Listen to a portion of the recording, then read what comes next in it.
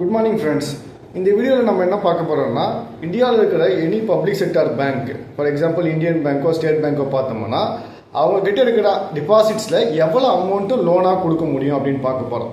For example Indian bank கிட்ட 100 rupees இருக்குன்னா அந்த 100 rupees லோனாக கொடுத்துட முடியுமா அப்படின்னா முடியாது. ஸோ இதை நம்ம பார்க்கணும்னா ஃபஸ்ட்டு சிஆர்ஆர் எஸ்எல்ஆர் அப்படின்னா நம்ம தெரிஞ்சுக்கணும். சிஆர்ஆர் அப்படின்னா என்னன்னா கேஷ் ரிசர்வ் ரேஷியோ. ஸோ இப்போ ஃபார் எக்ஸாம்பிள் 100 rupeesல ஆர்பிஐ வந்து என்ன சொல்லணும்னா 4.5% இன்னைக்கு தேதிக்கு சிஆர்ஆர் வந்து 4.5% அப்படின்னு சொல்லி ஆர்பிஐ சொல்லியிருக்கு. ஸோ அந்த 100 rupeesல 4.5% எவ்வளோங்க, 4 rupees 50 paise. அந்த அமௌண்ட்டை பேங்க் வந்து ஆர்பிஐ கிட்ட டிபாசிட் பண்ணி வைக்கணும். ஸோ இந்த அமௌண்ட்டு டிபாசிட் பண்ணி வைக்கிற அமௌண்ட்டுக்கு எந்த ஒரு இன்ட்ரெஸ்ட்டும் ஆர்பிஐ பே பண்ணாது. எதுக்காக இந்த ஆர்பிஐ வந்து இந்த மாதிரி ஒரு மேண்டேட் வச்சிருக்கு அப்படின்னா, ஸோ பேங்கிங் லைசன்ஸ் எல்லாமே ஆர்பிஐ தான் கொடுத்துருக்கு. ஸோ இப்போ ஏதாவது இன்கேஸ் ஃபியூச்சரில் ஏதாவது ஒரு பேங்க் ஃபெயில்யூர் ஆனாலும் இல்லை ஒரு எக்ஸ்ட்ராடினரி சுச்சுவேஷனில் அந்த பேங்க்குக்கு பணம் தேவைன்னா அந்த மாதிரி ஒரு சுச்சுவேஷனில் அந்த பணத்தை வந்து பேங்க் ஆர்பிஐ வந்து கொடுத்து அந்த பேங்க்குக்கு வந்து உதவும். ஸோ அதுக்காக சிஆர்ஆர் அப்படின்னு சொல்லி ஒரு ரேஷியோ வந்து ஃபிக்ஸ் பண்ணியிருக்காங்க.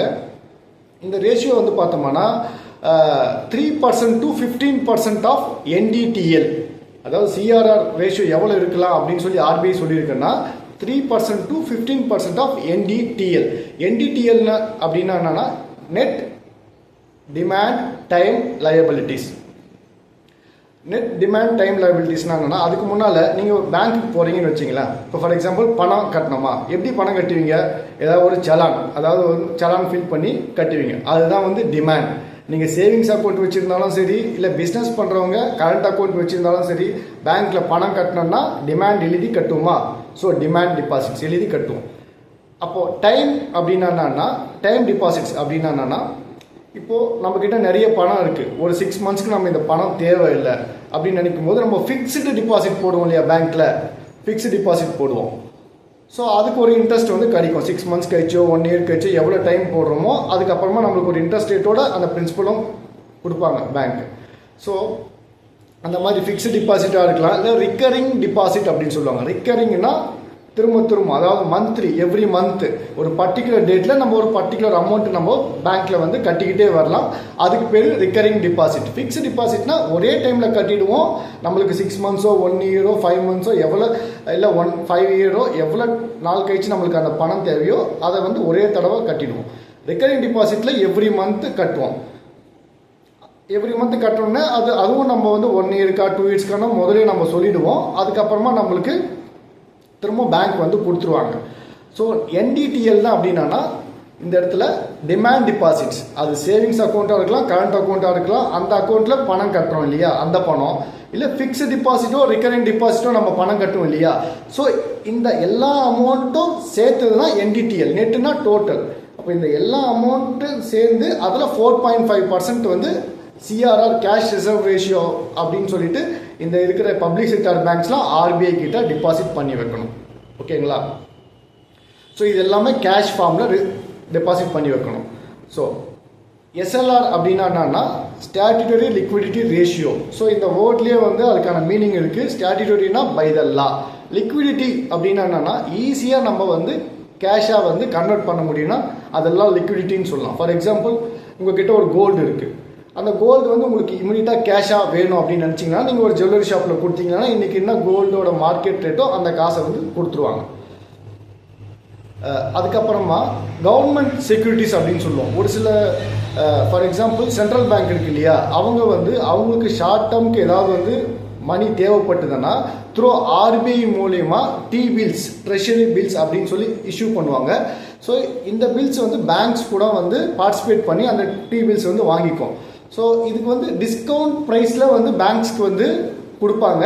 ஸோ அது மெச்சூரிட்டி ஆகும். ஃபார் எக்ஸாம்பிள் அந்த T-billஸோட டைம் வந்து பார்த்தோம்னா 91 days இருக்கும், 182 days இருக்கும், இல்லை 364 days இருக்கும்.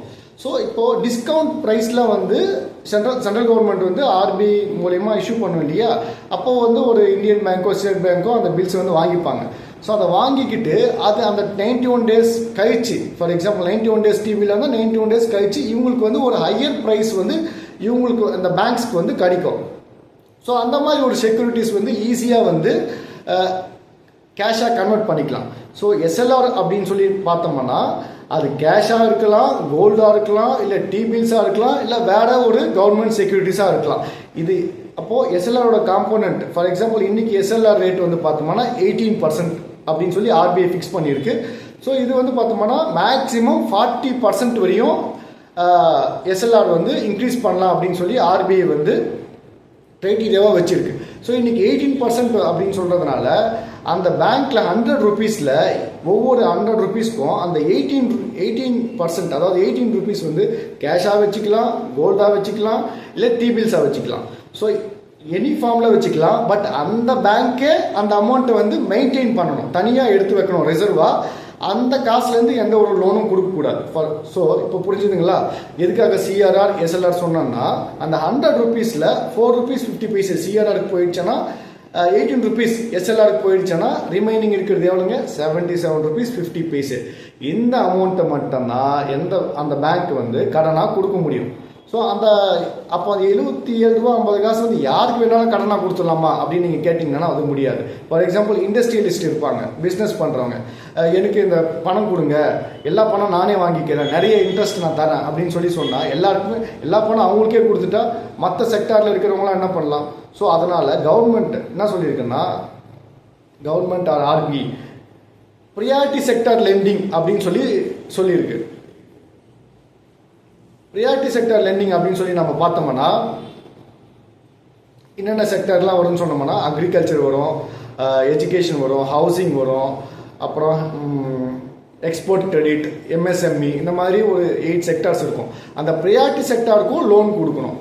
அப்போது அந்த கான்செப்ட் அவனோட மோட்டோ என்னன்னா எல்லா செக்ஷன் ஆஃப் தி மக்களுக்குமே வந்து லோன் வந்து கொடுக்கணும். ஒரு இண்டஸ்ட்ரியலிஸ்ட்க்கு மாத்திரமே வந்து லோன் கொடுக்கறது இல்லை. எஜுகேஷன் படிக்கிறவங்களுக்கும் உதவி பண்ணணும், ஃபார்மர்ஸ்க்கும் உதவி பண்ணணும், எல்லாருக்குமே லோனாக கொடுக்கணும். ஸோ அவ்வளோதான் ஃப்ரெண்ட்ஸ். அந்த வீடியோவில் நம்ம ஒரு பேங்க்கு எவ்வளோ லோன் கொடுக்கலாம், எவ்வளோ அமௌண்ட்டில் எவ்வளோ லோன் கொடுக்கலாம், எப்படி கொடுக்கலாம் அப்படின்னு சொல்லிட்டு நம்ம தெரிஞ்சுக்கிட்டு இருப்பீங்க. Thank you. Will see you on next video.